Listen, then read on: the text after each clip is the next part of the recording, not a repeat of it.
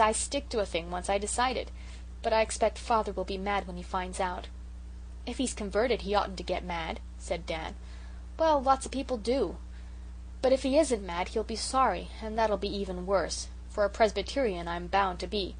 But I expect it will make things unpleasant." "You needn't tell him anything about it," advised Felicity. "Just keep quiet and go to the Methodist church until you get big, and then you can go where you please." "No, that wouldn't be honest," said Peter sturdily. "My Aunt Jane always said that it was best to be open and above board in everything, and especially in religion.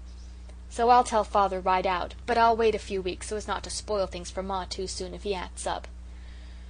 Peter was not the only one who had secret cares. Sara Ray was beginning to feel worried over her looks. I heard her and Cecily talking over their troubles one evening while I was weeding the onion bed and they were behind the hedge knitting lace. I did not mean to eavesdrop. I supposed they knew I was there until Cecily overwhelmed me with indignation later on. "I'm so afraid, Cecily, that I'm going to be homely all my life," said poor Sara with a tremble in her voice. "You can stand being ugly when you're young if you have any hope of being better looking when you grow up. But I'm getting worse. Aunt Mary says I'm going to be the very image of Aunt Matilda, and Aunt Matilda is as homely as she can be. It isn't," and poor Sara sighed, "a very cheerful prospect. If I am ugly nobody will ever want to marry me and," concluded Sara candidly, "I don't want to be an old maid." "But plenty of girls get married who aren't a bit pretty," comforted Cecily. "Besides, you're real nice looking at times, Sara. I think you're going to have a nice figure." "But just look at my hands," moaned Sara. "They're simply covered with warts." "Oh, the warts will all disappear before you grow up," said Cecily. "But they won't disappear before the school concert. How am I to get up there and recite? You know there is one line in my recitation, 'She waved her lily white hand,' and I have to wave mine when I say it. Fancy waving a lily white hand all covered with warts. I've tried every remedy I ever heard of, but nothing does any good. Judy Pineau said if I rubbed them with toadspit it would take them away for sure. But how am I to get any toadspit?" "It doesn't sound like a very nice remedy anyhow," shuddered Cecily. "I'd rather have the warts. But do you know, I believe if you didn't cry so much over every little thing you'd be ever so much better looking.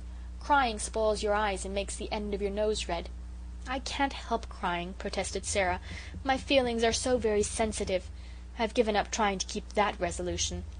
"Well, men don't like crybabies," said Cecily sagely. Cecily had a good deal of Mother Earth's wisdom tucked away in that smooth brown head of hers. "Cecily, do you ever intend to be married?" asked Sara in a confidential tone. "Goodness!" cried Cecily, quite shocked. "It will be time enough when I grow up to think of that, Sara." "I should think you'd have to think of it now, with Cyrus Brisk as crazy after you as he is." "I wish Cyrus Brisk was at the bottom of the Red Sea," exclaimed Cecily, goaded into a spurt of temper by mention of the detested name. "What has Cyrus been doing now?" asked Felicity, coming around the corner of the hedge. "Doing now? It's all the time. He just worries me to death," returned Cecily angrily. "He keeps writing me letters and putting them in my desk or in my reader. I never answer one of them, but he keeps on, and in the last one, mind you, he said he'd do something desperate right off if I wouldn't promise to marry him when we grew up." "Just think, Cecily, you've had a proposal already," said Sara Ray in an awestruck tone.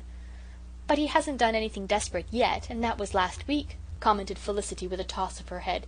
"He sent me a lock of his hair and wanted one of mine in exchange," continued Cecily indignantly. "I tell you I sent his back to him pretty quick." "Did you ever answer any of his letters?" asked Sara Ray. "No, indeed. I guess not."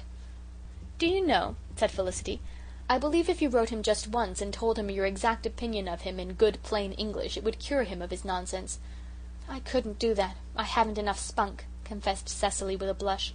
"But I'll tell you what I did do once. He wrote me a long letter last week. It was just awfully soft, and every other word was spelled wrong.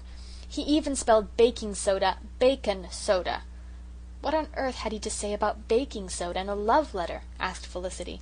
"Oh, he said his mother sent him to the store for some and he forgot it because he was thinking about me. Well, I just took his letter and wrote in all the words, spelled right, above the wrong ones in red ink, just as Mr. Perkins makes us do with our dictation exercises, and sent it back to him. I thought maybe he'd feel insulted and stop writing to me. And did he? No, he didn't. It is my opinion you can't insult Cyrus Brisk. He is too thick-skinned. He wrote another letter and thanked me for correcting his mistakes, and said it made him feel glad because it showed I was beginning to take an interest in him when I wanted him to spell better. Did you ever? Miss Marwood says it is wrong to hate anyone, but I don't care. I hate Cyrus Brisk." "Mrs. Cyrus Brisk would be an awful name," giggled Felicity. "Flossie Brisk says Cyrus is ruining all the trees on his father's place, cutting your name on them," said Sara Ray. "His father told him he would whip him if he didn't stop, but Cyrus keeps right on. He told Flossie it relieved his feelings. Flossie says he cut yours and his together on the birch tree in front of the parlour window, and a row of hearts around them." "Just where every visitor can see them, I suppose," lamented Cecily. "He just worries my life out. And what I mind most of all is, he sits and looks at me in school with such melancholy, reproachful eyes, when he ought to be working sums. I won't look at him, but I feel him staring at me, and it makes me so nervous." "They say his mother was out of her mind at one time," said Felicity.